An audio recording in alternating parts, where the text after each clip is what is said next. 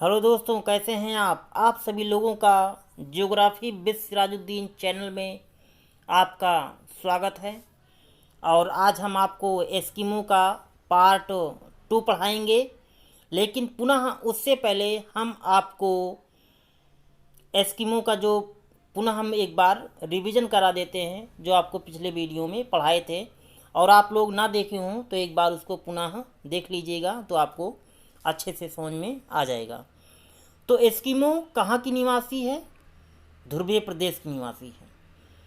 कहाँ पर रहते हैं? अलास्का, ग्रीनलैंड और बेरिंग जलसंधि के इर्द गिर्द में रहते हैं। इनका नामकरण किनके द्वारा दिया गया? अमेरिकी इंडियन के द्वारा दिया गया। परंतु आज हम देखते हैं थोड़ा सा और कि ध्रुवीय प्रदेश में और कौन कौन सी जनजातियां निवास करती हैं। तो चलिए देखते हैं। पहले हम एशिया महाद्वीप में देखेंगे। और आप लोग जैसा कि एशिया महाद्वीप के बारे में जानते होंगे, यह आपका ऐसे हो कर करके ऐसे चला आता है, जिसको हम क्या कहते हैं? एशिया महाद्वीप कहते हैं।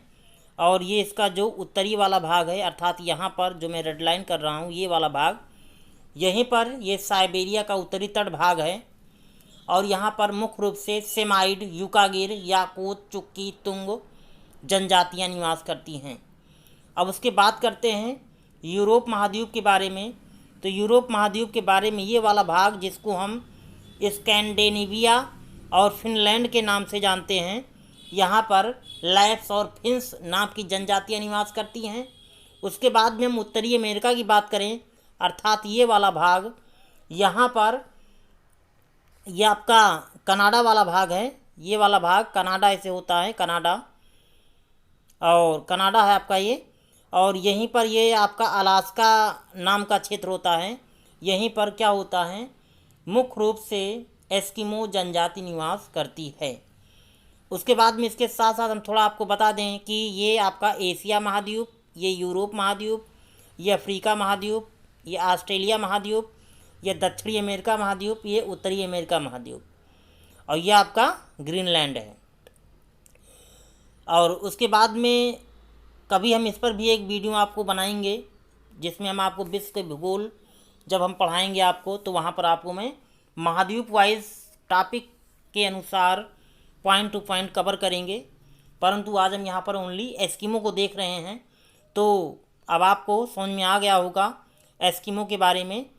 तो ये लोग, एस्किमो लोग जो होते हैं, वो 65 अंश से 75 अंश उत्तरी अक्षांशों के बीच में निवास करते हैं।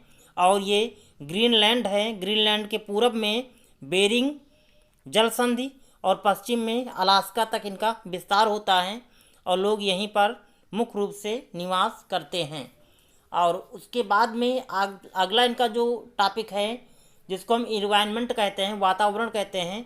तो इनका वातावरण क्या होता है? बहुत ही कठोर होता है और संपूर्ण वर्ष भर हिम से ढकी रहती है। कभी कभी शीतकाल में क्या होता है, 0 डिग्री से नीचे टेम्परेचर चला जाता है शीतकाल में, और गर्मियों में 10 डिग्री अंश के इर्द गिर्द घूमता रहता है। अब हम बात करते हैं शारीरिक गठन के बारे में। तो इनका जो शारीरिक गठन होता है वो मझौले कट का होता है। और जो इनकी ऊंचाई होती है वो 150 से 160 सेंटीमीटर तक होता है। अब हम चारित्रिक विशेषता की बात करते हैं। तो इनका जो चारित्रिक विशेषता होता है, ये बहुत ही धैर्यवान खिलाड़ी होते हैं, क्योंकि ये एक शीत प्रदेश में निवास करते हैं। अब आप लोग जानते हो कि शीत प्रदेश में ना ही उद्योग धंधे पनपते हैं, ना ही वनस्पतियाँ उगती हैं तो मात्र 2-3 महीने के लिए उगती हैं। इसी कारण ये बहुत ही धैर्यवान होते हैं। उसके साथ साथ ये विश्व की सबसे हंसमुख, प्रसन्नचित्त एवं निर्द्वंद प्रकृति के लोग होते हैं।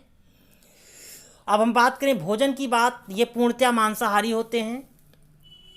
और जो इनका मुख्य भोजन होता है वो मछली, वालरस, व्हेल मछलियाँ, कैरिबो, बारहसिंगे, ध्रुवीय भालू होता है। और प्रायः जो ये लोग अपना शिकार करते हैं, ये विभिन्न 3 ऋतुओं में करते हैं। नंबर 1 है आपका शीतकालीन शिकार। शीतकालीन शिकार में आप शीतकालीन शिकार को ये माओपाक के नाम से जानते हैं। ये लोग अपने शीतकालीन शिकार को माओपाक के नाम से जानते हैं। उसके बाद में ये ग्रीनलैंड में मछलियों का शिकार करते हैं।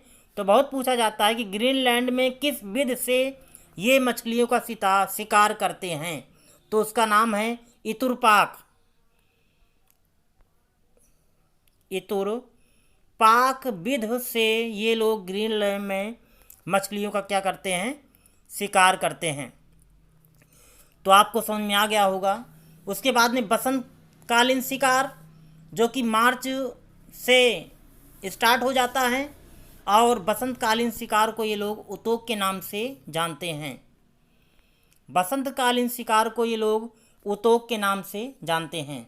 उसके बाद में ग्रीष्मकालीन में क्या होता है, जब 3-4 महीने के लिए बर्फ़ पिघलना स्टार्ट हो जाता है, अर्थात गर्मी आती है, तो थोड़ा थोड़ा वनस्पतियाँ उग जाती हैं, और उन्हीं में उसी समय ये लोग पशुओं का शिकार या आखेट करते हैं, और इन्हीं लोगों का ये क्या होता है, उस समय का मुख्य व्यवसाय होता है।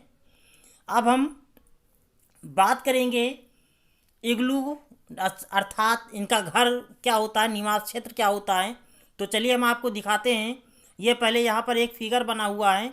ये मुख्य रूप से क्या होता है, एस्किमो का निवास क्षेत्र है, और यहाँ पर स्पष्ट रूप से सब लिखा हुआ है। ये आपका ग्रीनलैंड, ये बेरिंग जल संधि यहाँ पर ये है, ये बेफिन द्वीप है, ये हडसन की खाड़ी है, ये लेब्राडोर है, ये कनाडा है, और उसके बाद में ये अलास्का है, और ये क्या है, बेरिंग जल संधि है, यहाँ पर भी है, और ये दोनों एक ही फिगर हैं, दोनों तरफ बता दिया गया है। तो यहीं पर क्या होता है, ये लोग एस्किमो का मुख्य रूप से यहीं पर ये लोग निवास करते हैं। तो आप लोग कह सकते हो कि ग्रीनलैंड के पूरब में बेरिंग जल संधि, आप लोग कह सकते हो कि ग्रीनलैंड के पूरब में बेरिंग जल संधि और पश्चिम में अलास्का तक एस्किमो जनजाति का निवास क्षेत्र फैला हुआ है। अब हम बात करते हैं नेक्स्ट इनके बारे में। ये इनका इग्लू है, घर आप लोग देख लीजिए किस तरह बनता है इनका। ये पहले इस तरह बनाते हैं, बर्फ़ के पत्थरों को टुकड़े में काट काट करके गोला टाइप में करते हैं। उसके बाद में ये आप देख रहे हो इस तरह बनाते हैं, और लास्ट में ऐसे बनाते हैं। और लेकिन जो इनका घुसने का स्थान होता है मुख्य द्वार का, ये ज़मीन के अंदर से प्रवेश करते हैं। आप लोग देख लीजिए स्पष्ट इग्लू बना हुआ है। तो परंतु ये लोग शीतकाल में इग्लू बनाते हैं, परंतु ग्रीष्मकाल में इनका ट्यूपिक बनता है। ट्यूपिक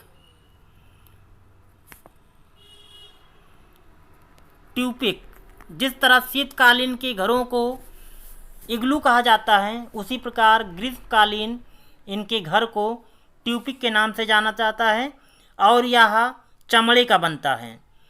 जो आपके रेनडियर, कैरिबो खाल होते हैं, उन्हीं से ट्यूपिक बनाया जाता है। परंतु जो इग्लू बनता है वो बर्फ़ के टुकड़ों को काट काट करके बनाया जाता है। तो आपको ये एकदम समझ में आ गया होगा। अब नेक्स्ट टॉपिक हमारा है वस्त्र। ये किस प्रकार के वस्त्र का प्रयोग करते हैं। तो वस्त्र जो लोग पुरुष पहनते हैं उसको तमियाक के नाम से जानते हैं। तमियाक, ये पुरुष लोग पहनते हैं तमियाक के नाम से जानते हैं। कि ग्रीष्म एवं शीत ऋतु में जो विविध प्रकार के पशु होते हैं उन्हीं का शिकार करते हैं। शिकार करने के बाद में जो उनसे खालें प्राप्त होती हैं उन्हीं के द्वारा एस्किमो लोग मुख्य रूप से वस्त्र एवं भीतरी वस्त्र द्वारा बनाते हैं, और उन्हीं को क्या करते हैं, ये लोग पहनते हैं। पुरुष लोग होते हैं वो बदन पर जो इस समय हम लोग आधुनिक रूप में जो जर्सी पहनते हैं उसी से मिलता जुलता ये वस्त्र पहनते हैं, और वह सील और कैरिबो के जानवरों को खाल को क्या करते हैं, उलट कर बनाते हैं, जिसे तमियाक बोला जाता है। बहुत पूछते हैं कि एस्किमो द्वारा जो यूज में प्रयोग की गई वस्त्र का प्रयोग करते हैं उनको हम किस नाम से जानते हैं।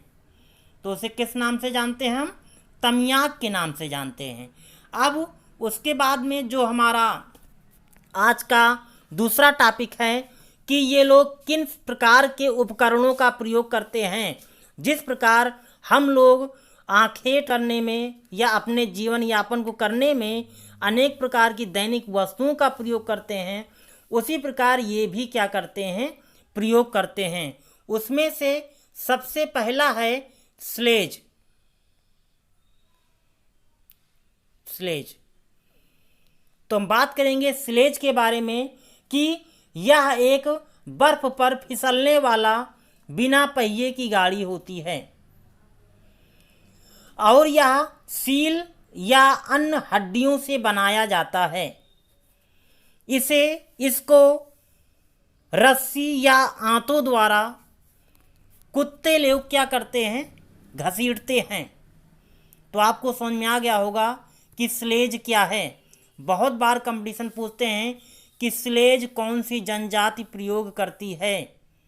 तो कौन सी जनजाति प्रयोग करती है, एस्किमो जनजाति प्रयोग करती है।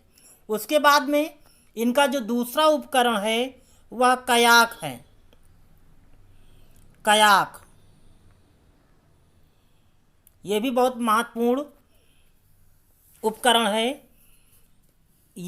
इसको हम छोटी नाव बोलते हैं। एस्किमो लोग जिस नाव का उपयोग करते हैं उसे कयाक बोलते हैं और यह हड्डियों, लकड़ी और मोटे चमड़े से बनाई जाती है। उसके बाद में इस नाव की लंबाई 5 मीटर होती है, 5 मीटर, और चौड़ाई 80 सेंटीमीटर होती है। उसके बाद में इनका जो तीसरा उपकरण है वो उमियाक है। उमियाक को एस्किमो लोग बड़ी नाव के रूप में कहते हैं और इस पर कुशल शिकारी बैठकर व्हेल मछली का शिकार करते हैं। जो चौथा उपकरण है उसको हार्पून बोलते हैं।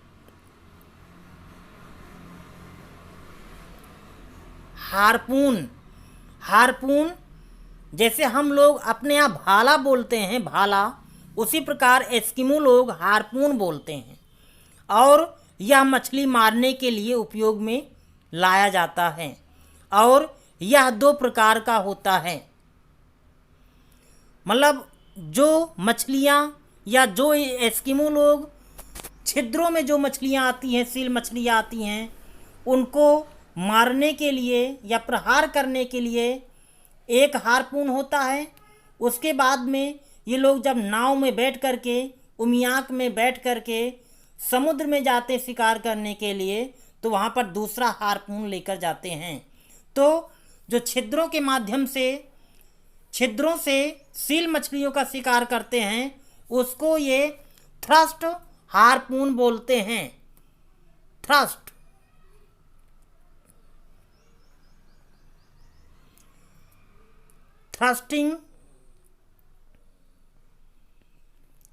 हार्पून। उसके बाद में जो समुद्री शिकार करने के लिए उपयोग में लाते हैं, थ्रोइंग हार्पून। थ्रोइंग हार्पून का प्रयोग करते हैं। तो आपको समझ में आ गया होगा कि दैनिक जीवन में कौन कौन सी वस्तुओं का ये लोग प्रयोग करते हैं, उपकरणों का प्रयोग करते हैं। उनमें से स्लेज है, कायाक है, उमियाक है और हार्पून है। अब हम नेक्स्ट इनकी जो बात करेंगे वो अर्थव्यवस्था के बारे में बात करेंगे कि इन लोगों का अर्थव्यवस्था कैसा होता है।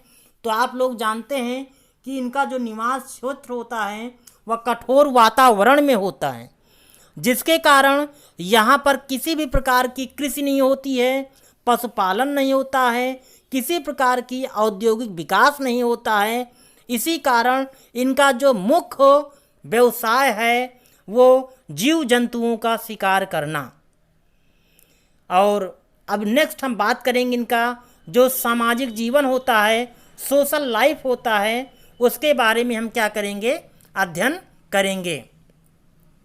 तो चलिए देखते हैं इनका जो सोशल लाइफ है, सामाजिक जीवन है।